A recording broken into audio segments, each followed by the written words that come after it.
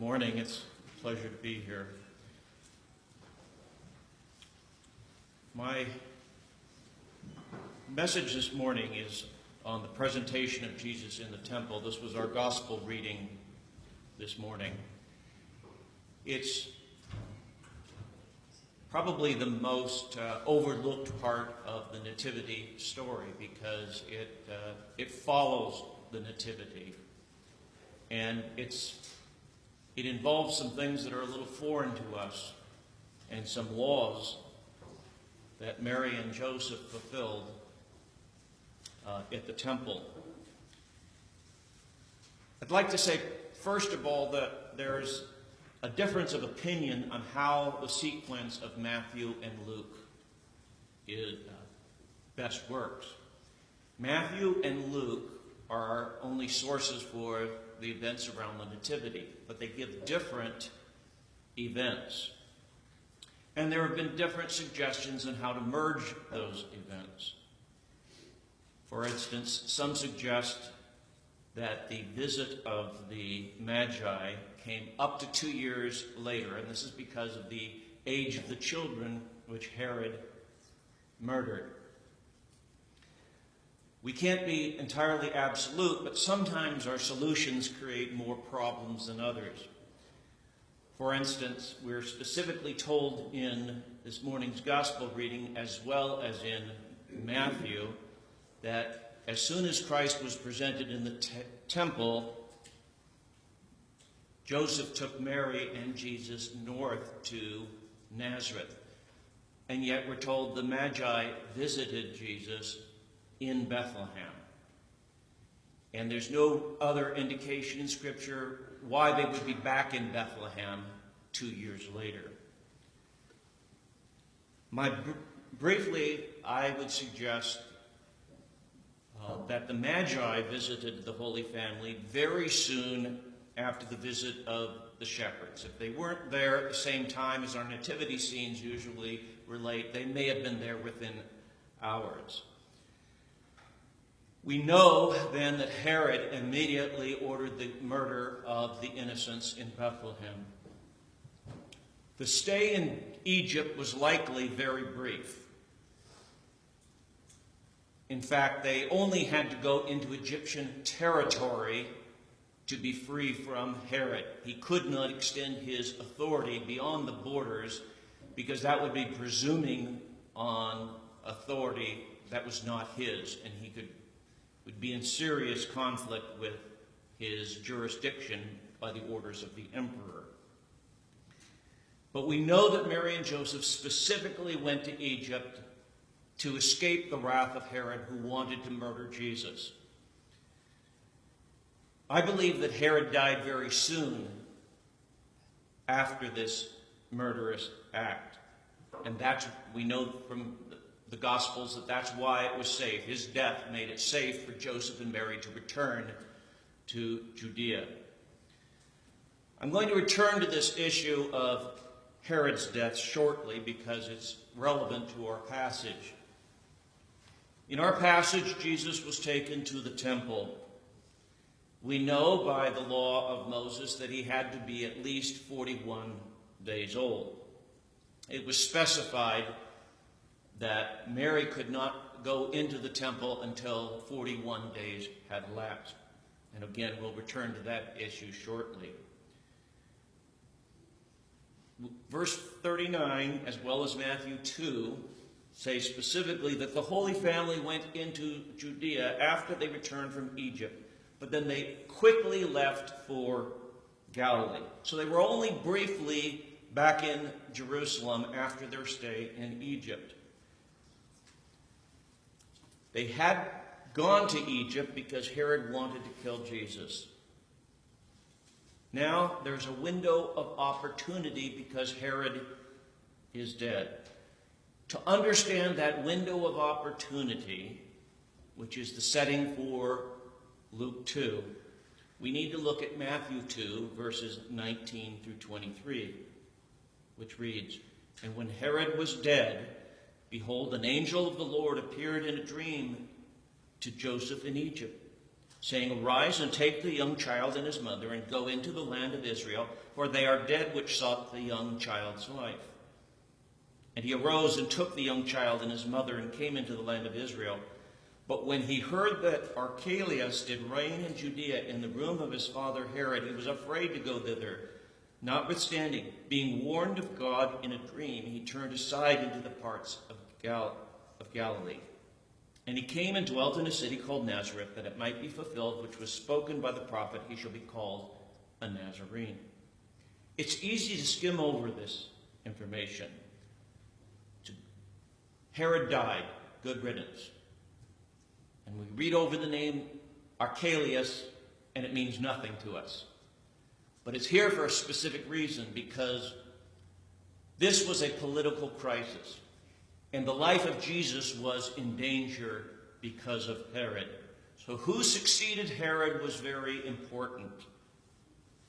Matthew is telling us about a very real, very dangerous political climate. First of all, Herod died. So the immediate threat to Jesus had ended. It was then safe to return to the land of Israel, and Joseph was supernaturally told that he could do so.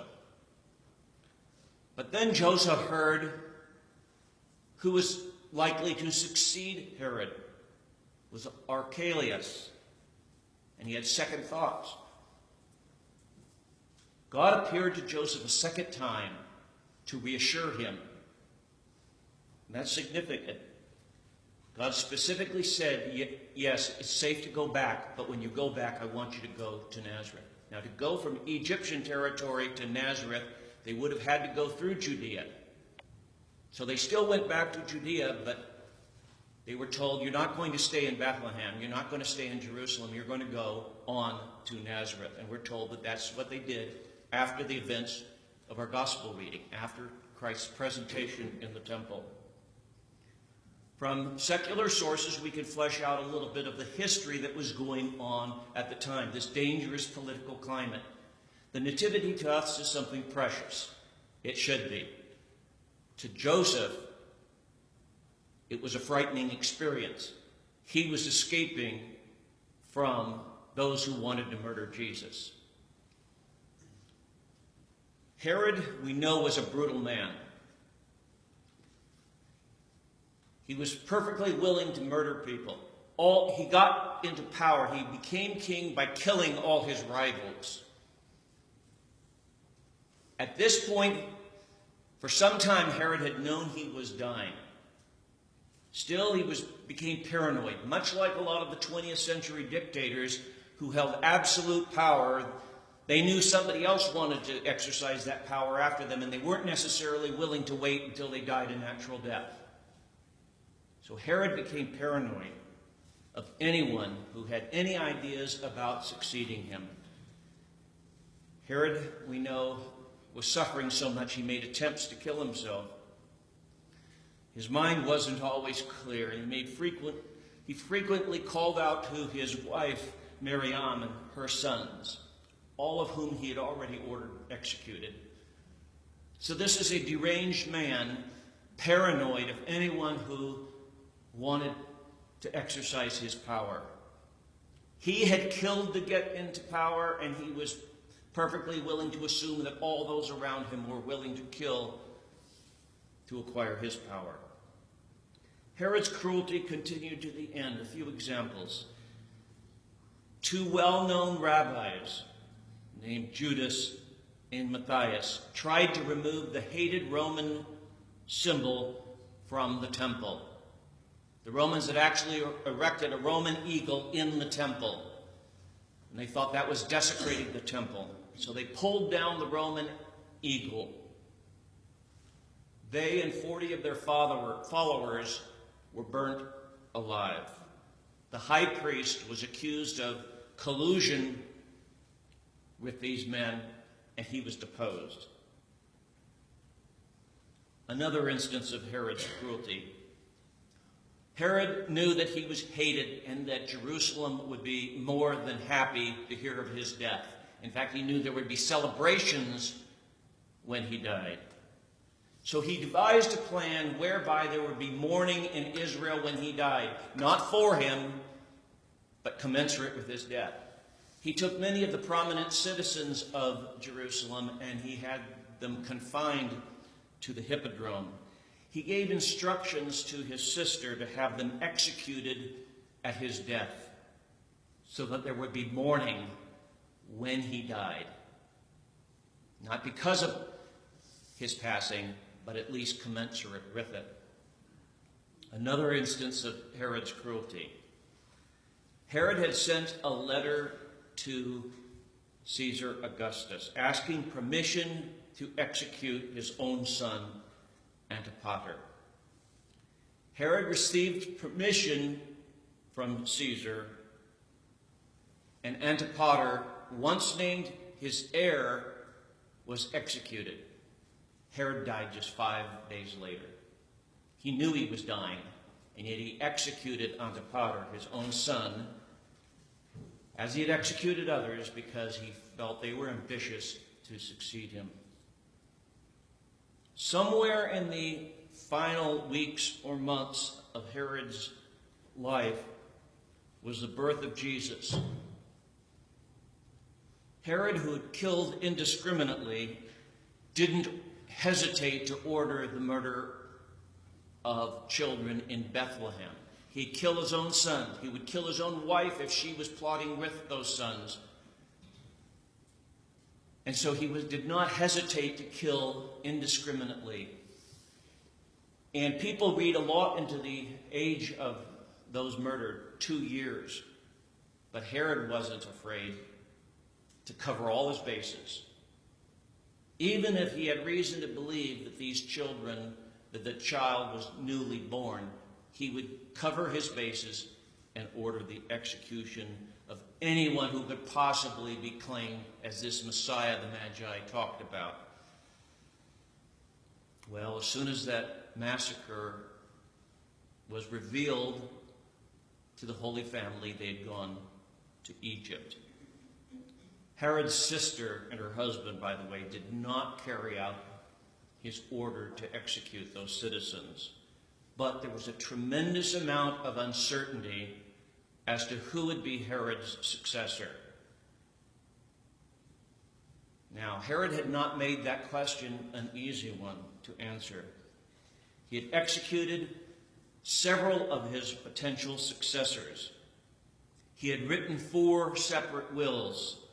The last one named his son Archelaus, who is mentioned in Matthew as his successor. But this had to be approved by the emperor. And it would have taken some time for a request to be made known to the emperor. The emperor then had to make a decision, and that information had to be relayed back to Jerusalem. The army named Archelaus the successor of his father Herod. But Archelaus wisely chose to wait until he got official word from the emperor. So there was this window of opportunity when Herod was dead, and Archelaus didn't want to do very much because he didn't want to presume the authority that the emperor had not officially given him. So there was a vacuum of power during this time. Meanwhile, the mere prospect of another Herod being on the throne, particularly Archelaus, and the anger that still simmered from the execution of Judas, Matthias, and the others, caused violent demonstrations in Jerusalem. In fact, once Archelaus was seated as the king, he put these protests down violently. 3,000 people in Jerusalem were killed. So this was a serious demonstration against Archelaus. They put it down brutally. In fact, Archelaus proved to be perhaps more cruel than his father Herod, which was not an easy thing to do. In fact, Archelaus was deposed after 10 years by the emperor, and that was the last of the Herod kings in Judea. Other sons of Herod continued to reign in the north, such as in Galilee. But after Archelaus, he was so bad, the emperor decided we're going to appoint a Roman governor. And that's why we have Pontius Pilate some years later as a Roman governor of Judea. What to us is a passing reference to a man named Archelaus was to Joseph and Mary the worst possible news. A man worse than Herod was going to rule. And this is why God specifically reconfirmed to Joseph that, yes, I do want you to go back, but you're not going to stay there. You're going to go on to Nazareth. This is why Matthew says when Joseph heard this, he was afraid to go there. Joseph was not a fearful man. He had legitimate reason to fear this particular son of Herod. So this window of opportunity was likely this period after Herod had died, but before Archelaus had been confirmed by the emperor. And it was likely this period of time when they were briefly in Jerusalem before they headed to Nazareth. Luke 2, verse 19, which is the verse before this morning's gospel reading, refers to the circumcision of Jesus. That was a separate event. It took place on the 8th day after Jesus' birth. We're not told where that took place. It likely was not the temple. It could have been done at any synagogue. It may have been, in fact, while they were fleeing to Egyptian territory. What we have in this chapter, though, is 3 laws kept by Mary and Joseph. Later, Mary had a difficult time sometimes relating to Jesus as the Messiah. She had a very difficult role as a mother, and sometimes she didn't know how to handle that, and sometimes she crossed that line. Once, at the first miracle of Jesus at the marriage supper of Cana, she suggested to Jesus to do something about the fact that they had no wine. And Jesus had to gently remind her that these things weren't for her to decide, that he was in charge of his ministry, and that there were lines between her role as mother and his role. Well, there were some things, however, that Mary knew she had to do. And there were laws that she had to obey. 3 of those laws are in Luke chapter 2. The first law was the circumcision of Jesus. He was circumcised, which meant he was part of God's covenant. He was a member. And his name was then announced. The name of Yeshua, or Joshua. Just as Joshua led the people into the promised land and gave them rest in the land, Jesus is the new Joshua, the greater Joshua, who leads his people into the promised salvation. Circumcision was required as a sign of the covenant. Jesus was brought into obedience to the law, and his covenant name was announced. In the New Testament, baptism replaced circumcision, but we still christen, and we announce the covenant name of the child. There were 2 other legal requirements that remained. It's what verse 22 refers to as his presentation to the Lord, and then the purification of Mary after childbirth. First, let's deal with the presentation of Jesus, as referred to in verse 22. This was also called the redemption of the firstborn. This is first mentioned in Exodus 13. It specifically referenced the night of the Passover, the 10th plague. As you recall, the Hebrews were bypassed if they slayed the lamb and put its blood on the doorposts. They were covered by the blood of the lamb. The typology was of a lamb had to be sacrificed for there to be salvation.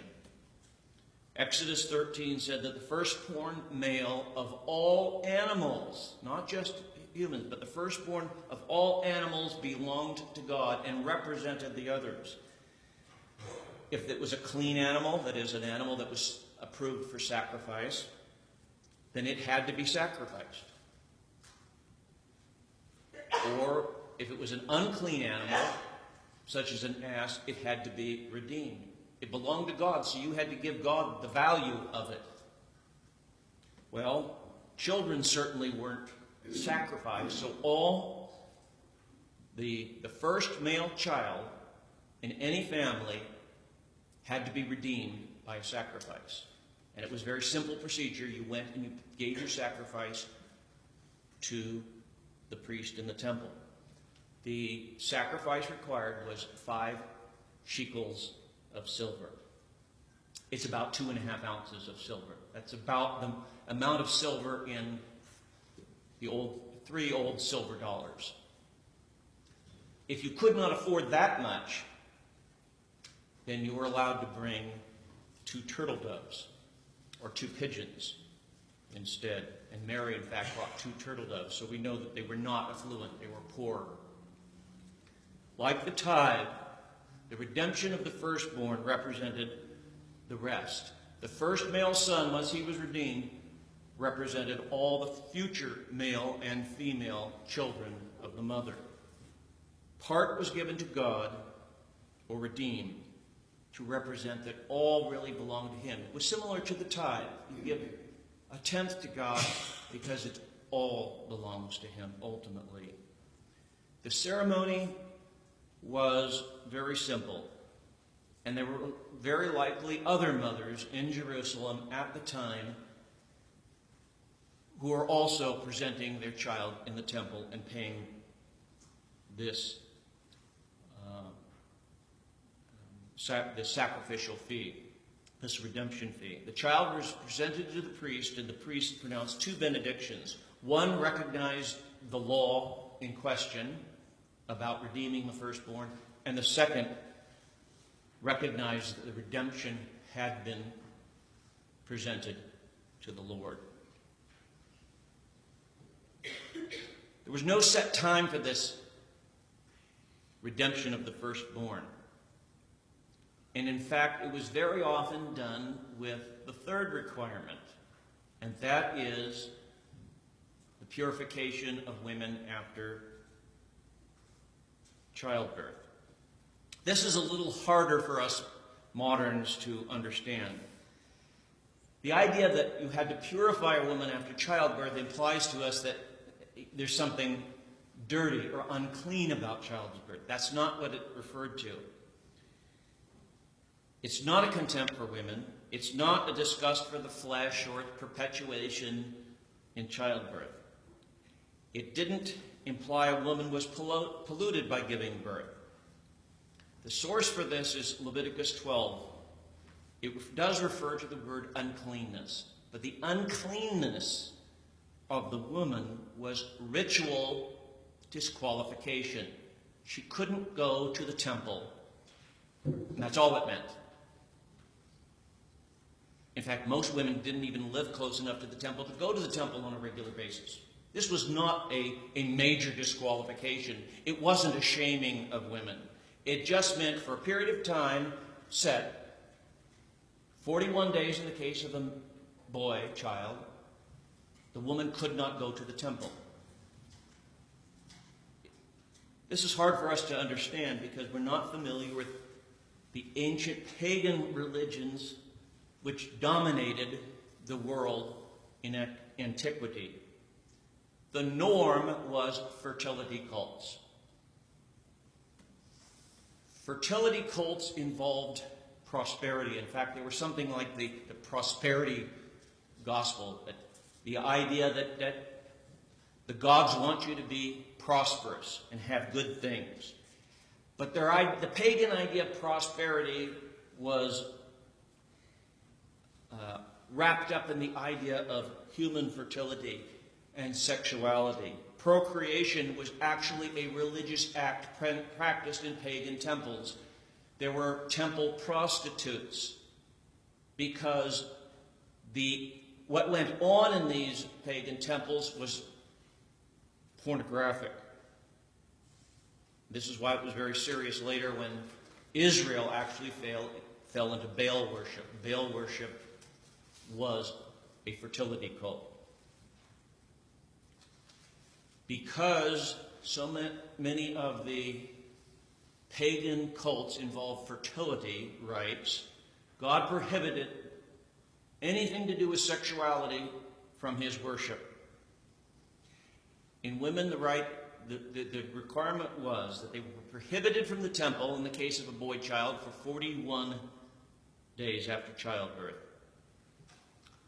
Procreation was kept separate from the temple.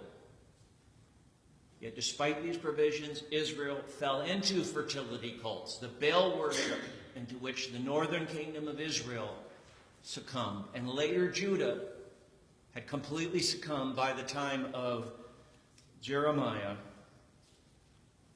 were very common. In fact, many of the artifacts of ancient Canaan are actually pornographic.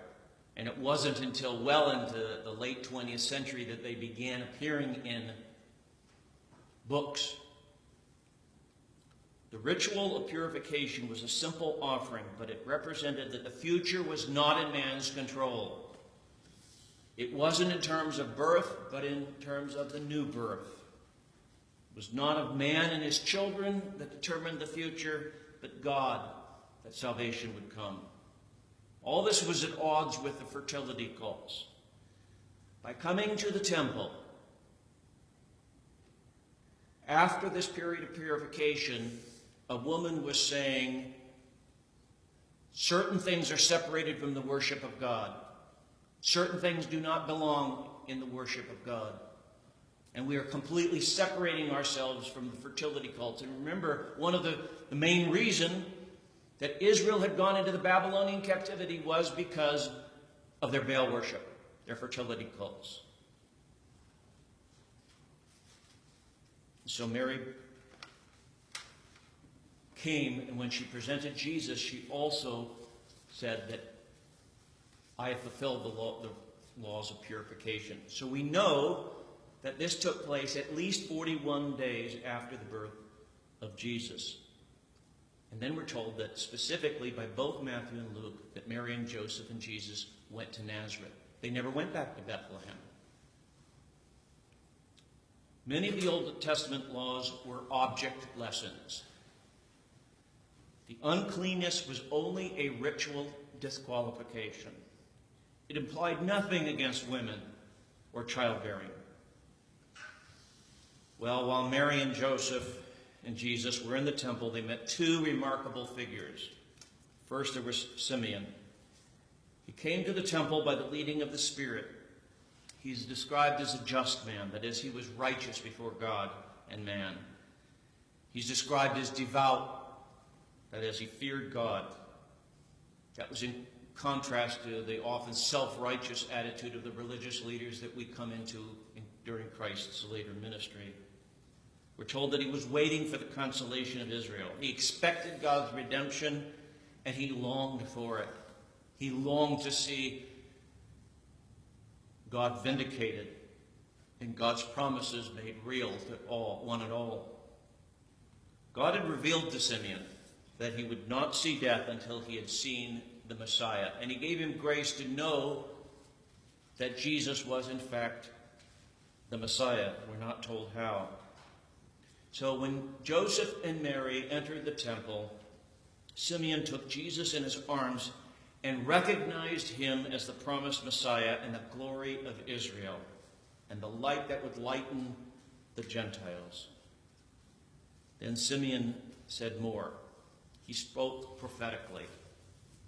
He said, "Behold, this child is set for the fall and rising again of many in Israel, and for a sign which shall be spoken against. Yea, a sword shall pierce through thy own soul also, and the thoughts of many hearts shall be revealed." Simeon was looking prophetically at the life and ministry of Jesus. Jesus would be something on which many people would stumble. Jesus was that dividing point his sign, his crucifixion, would be spoken against because it was the death of a criminal, much like we would shy away from someone who was executed in a federal penitentiary. It was not an honorable way to die. It was a sign that was spoken against. And Mary's heart would suffer a deep, piercing sorrow. Simeon also saw Jesus as the point of division, the line of separation. In him, men would be seen as either faithful or faithless. At that point, another came to speak of Jesus. Anna was an elderly widow. She had placed her hopes in the promised redemption. This reference to redemption could not have been lost on Mary and Joseph, because they were there to take part in the redemption of the firstborn. Anna responded to Simeon's words by giving thanks to God, and she spoke of Jesus to all who looked for the redemption of Israel. Jerusalem was a very dangerous place in the closing days of Herod's reign and the beginning of his successors. Evil rule of Herod was about to be replaced by the evil rule of his son Archelaus. The population was demonstrating, and those demonstrations would soon turn very violent. Mary and Joseph were told to go there, and they did go there in obedience to God, though God had to reiterate that it was all right to go back there a second time to Joseph because he knew of the danger from Archelaus. When it comes to the figures of Anna and Simeon, they were likely very unimportant, insignificant figures to others, certainly to the religious leaders. But they represented the future, because they represented those of real faith who waited for God's promises to be made apparent.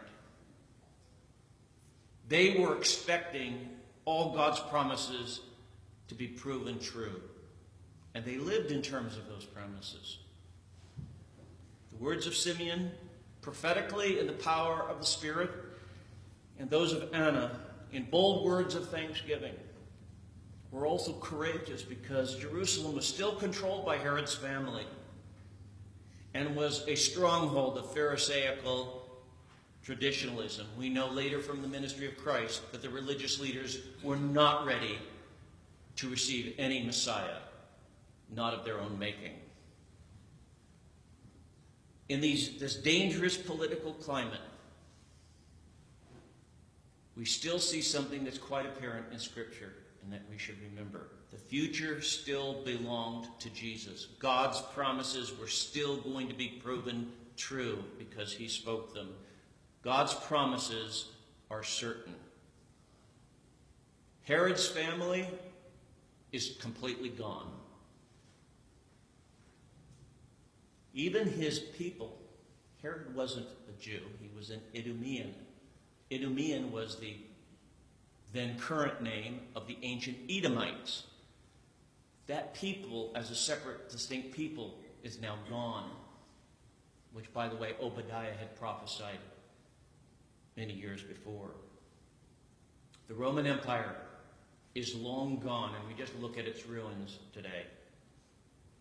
But the kingdom of our Lord still grows. Amen.